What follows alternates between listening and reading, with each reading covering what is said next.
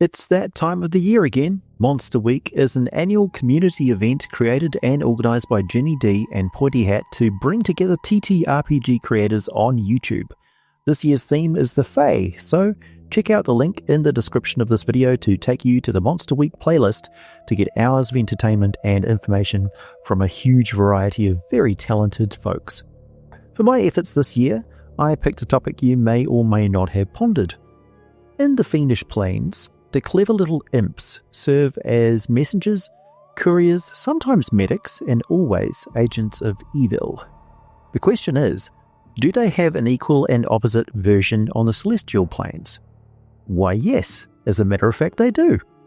Delving into the archive, I drew on the lore of the monstrous compendium to Planescape Appendix, the book of exalted deeds and faiths and avatars, but the bulk of the information comes from Warriors of Heaven, written by Christopher Perkins in the old days of TSR. The celestial plane of Arborea is so much like the Feywild in some places that it's easy to confuse the two, but Arborea is a celestial realm. Its full and proper title is the Olympian Glades of Arborea, so it's often called Olympus or Arborea. They are one and the same, or just parts of the one. In the Forgotten Realms, it's more commonly known by its elven name, Arvandor, since the Olympian gods are unknown in the world of Toril. It is a sylvan realm, 3 infinite layers of astounding beauty and enchantment. However, I could talk about what is not known about Arborea all day and all night, because let's not forget, this is a realm of chaos. It has all kinds of landscapes put together like a crazy patchwork quilt. It tends to be peaceful, gorgeous, and mostly harmless closer to settled areas, and then almost impassably wild and predatory the further one moves away from those zones on the way to another peaceful spot. It is a realm of roller coaster ups and downs because emotions are a part of the laws of physics. Greed, lust, anger, love, sorrow, joy, and whimsy are very strong in Arborea. Visitors to the plane feel individuality and independence keenly, and their strongest desires are magnified. This can be exhausting for mortals, but not for the Fae. It's completely normal for them. Above the diverse and gorgeous landscape, drifting like ethereal clouds over it all, are the twilight courts of the Tulani, the ruling Eladrin paragons, and the home of Queen Morwell, the ultimate authority of the Court of Stars. Tulani courts are communal or personal locations. They never stay in one place for long and take on any form the Tulani choose, be it a cloud, castle, an enchanted grove, a dazzling crystal waterfall, or an epic starlit palace. The Tulani court usually includes large numbers of the elite Eladrin warriors from the lesser Eladrin types, and the current political leaders from the Gales and the Fires, who are the other greater Eladrin. But there's usually various lesser Eladrin around from the Shires, the Brelanis, the Noviers, and all of them are accompanied by the Coures. The Coures are everywhere, kind of like hidden in plain sight. To non-Eladrin, the Twilight Courts are usually invisible and insubstantial, only seen from a distance or for brief moments, unless the Eladrin grant access through invitation. The secret is that they are actually demi-planes that exist within the Ethereal, but can cross freely over into Arborea, drifting through it like a dream. While the Tulani and the other noble Eladrin go about their endless business of personal expression, games, intrigue, and so on, the Coure Eladrin are more like the common folk.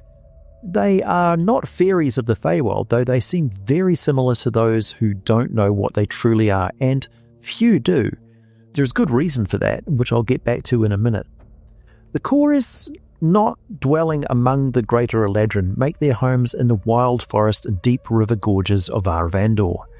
They form close-knit fairy circles or courts of their own, but don't gather in large numbers, so usually less than 10 and rarely more than 40 individuals.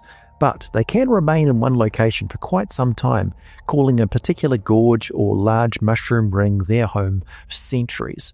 As mortals measure time. Coures are not immortal. They live for well over 500 years on average, and there are any number of magical ways that they can live even longer in the celestial realms. Coures stand roughly 2 feet tall and weigh about 20 pounds. They resemble tiny, slender elves with long gossamer wings trailing from their shoulders. Most of the time they wear highly individual clothing featuring bright and improbable colours of questionable taste, but always unrestrictive, as they have a huge fondness for joyous dance and singing. They are carefree, wandering pranksters who really do embody that chaotic good, devil-may-care attitude.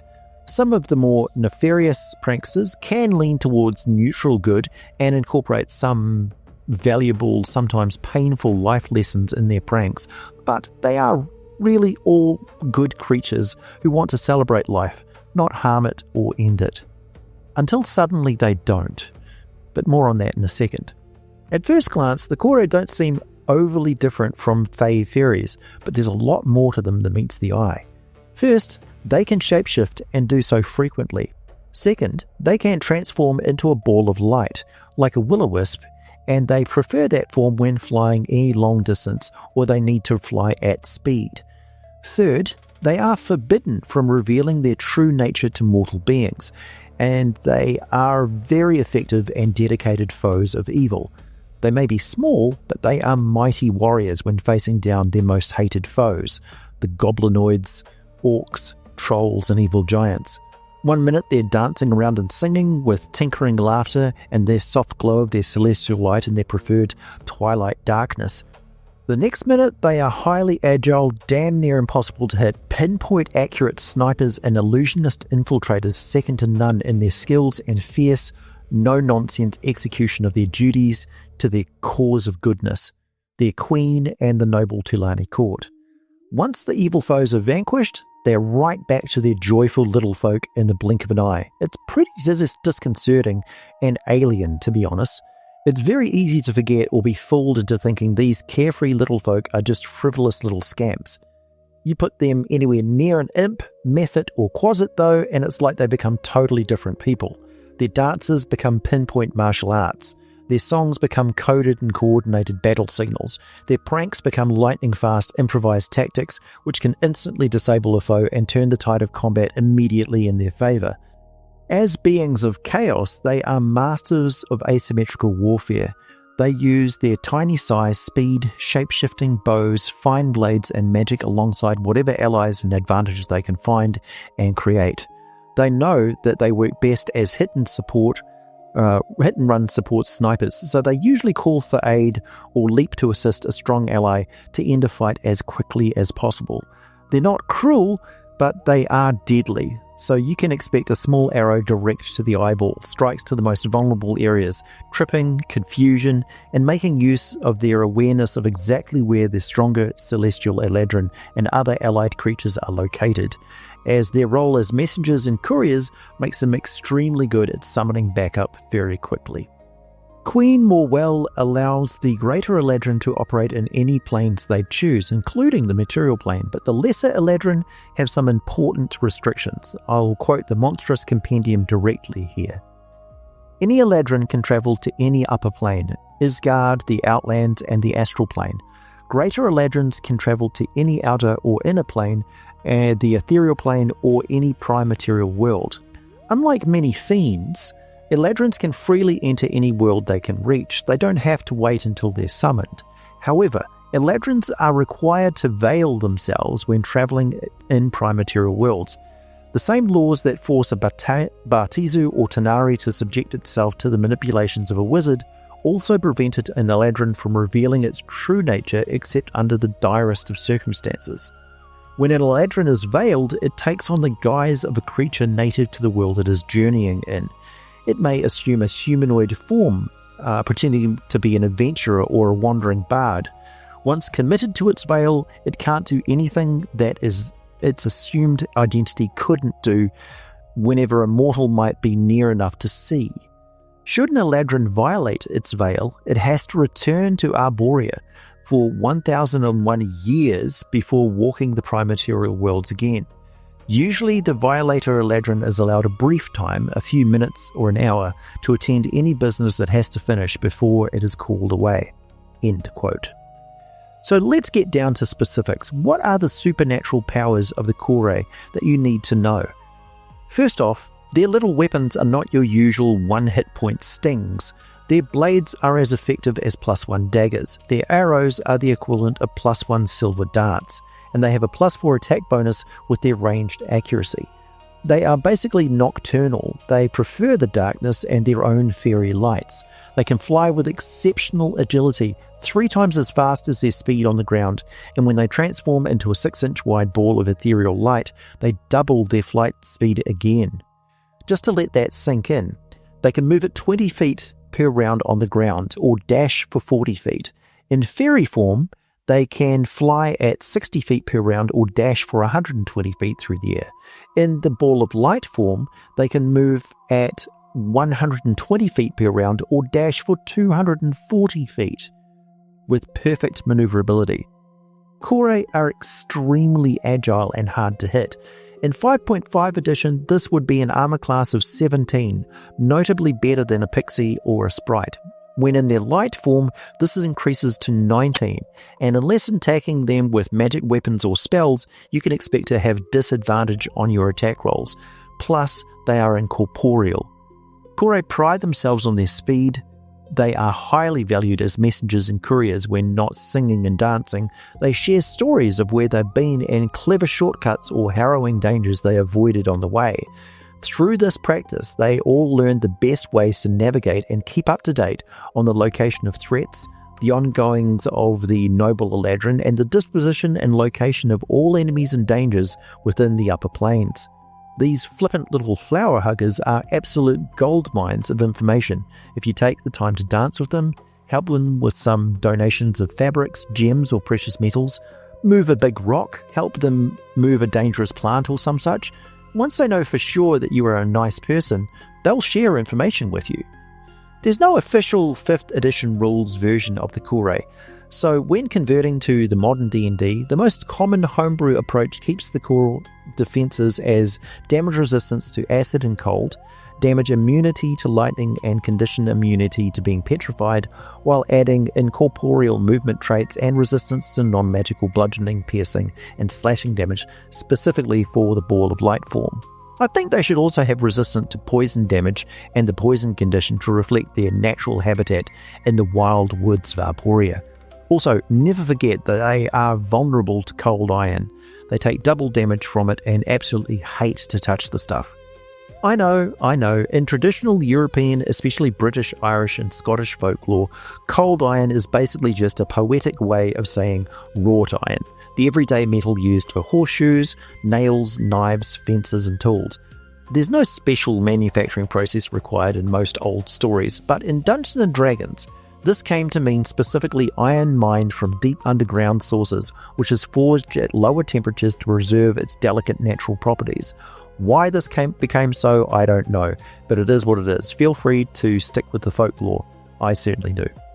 In older editions, particularly the official 3.5 version from the Book of Exalted Deeds, a Coure Eladrin possesses the following spell-like abilities. At will, it can use dancing lights, detect evil, detect magic, and fairy fire, while 3 times per day it can cast magic missile and sleep with a caster level of 4th and a save DC based on its charisma score.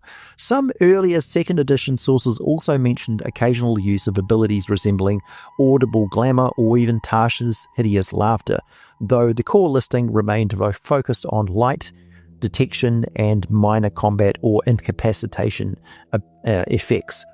Since there's still no official 5th edition or 2024 5.5 rules version of the Coure, a balanced and commonly accepted homebrew conversion for a CR2 Tiny Celestial would translate these abilities roughly as follows.